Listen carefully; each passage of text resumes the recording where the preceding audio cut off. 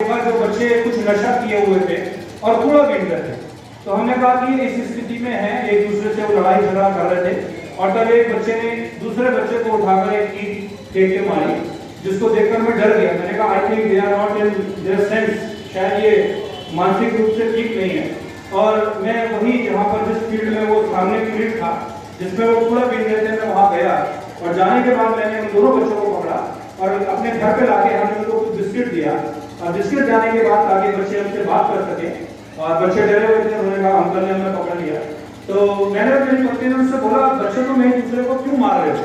तो जो छोटा वाला था उसकी उम्र ज़्यादा से ज़्यादा 7 या 8 साल की रही होगी, वो तबाक से बोला अंकल ये जो है ना, ये जो है ये इसने नशा किया हुआ है। मैंने कहा तेरी उम्र क्या है? कि जी मैं 11 साल का हूँ। तो मैंने कहा 11 साल में तुमने कौन सा नशा कर लिया? तो वो छोटा वाला बोला अंकल इसकी जेब में नशा है। तो मैंने जब उसकी जेब टटोली तो उसमें मुझे पॉलिथीन मिली और उस पॉलिथीन की उसने अंदर उसने एक व्हाइट कलर जो होता है ना, जो हम इंक मिटाते हैं, वो डाला हुआ था और उसको सूंघ कर वो बच्चा नशा करता था। ये मैं 2011 की बात बता रहा हूँ, जब ईश्वर ने प्रोजेक्ट हेल्थ इंडिया को शुरू करने का एक दर्शन हमको दिया। और तब मैंने उन दोनों बच्चों से बात की और उनको बताया, मैंने कहा बेटा ये तुम्हारे लिए बहुत हानिकारक है। और तब हमने उनके नाम पते पूछे, तब उन्होंने बताया कि हम स्लम बस्ती की तरफ, जो कुछ आश्रम की तरफ है, वहाँ हम रहते हैं। हमने कहा आप किसी स्कूल में जाते हो? कि हम पहले जाते थे लेकिन घर में बहुत ही आर्थिक स्थिति कमजोर होने की वजह से अब हम नहीं जा पाते, हमारे पापा ने हमारी पढ़ाई छुड़ा दी। और वो कहते हैं कि जाकर कूड़ा बीनो बेटा, और हम ये कूड़ा करकट बीनते हैं।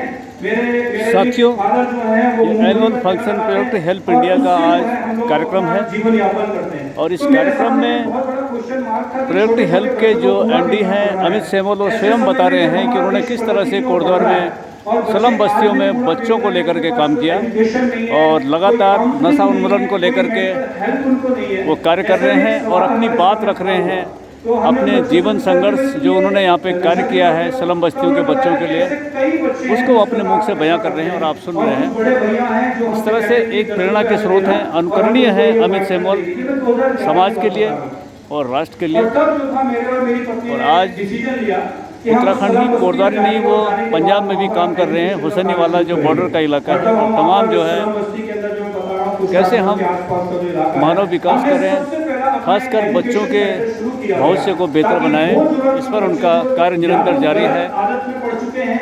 जहाँ उनके पास में ऐसी व्यवस्थाएं नहीं है कि वो एजुकेशन को हासिल कर सके।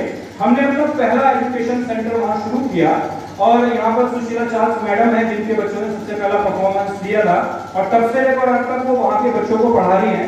तो उनको हमने वहाँ पर अपॉइंट किया। हमारे पास उस समय ना कुछ ऐसे कोई फाइनेंशियल सोर्सेज भी नहीं थे, हमें नहीं पता था कि आगे किस तरीके से क्या होने वाला है, लेकिन सब बातों में ईश्वर हमारी मदद करता गया और इस तरीके से करके हम लोग इस तरीके के एजुकेशन, कहानी बहुत लंबी हो जाएगी दरअसल, इसलिए बहुत शॉर्ट फॉर्म में जा रहा हूँ।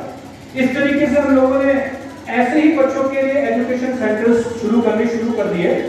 शॉर्ट फॉर्म में मैं बताऊं, आज हमारे पास 700 बच्चे हैं, जरूरतमंद बच्चे हैं, जो ऐसे ही समस्याओं से प्रोजेक्ट हेल्प इंडिया बाहर निकाल के लाया है, चाहे वो नशे की हो, चाहे वो गरीबी हो या अन्य प्रकार का मिसगाइडेंस हो समाज की तरफ से गलत, वहां से निकाल के ऐसे 700 बच्चों को अभी हम लोग डिफरेंट जगहों में एजुकेशन हब खोल के हमारे हम लोग ट्रेन कर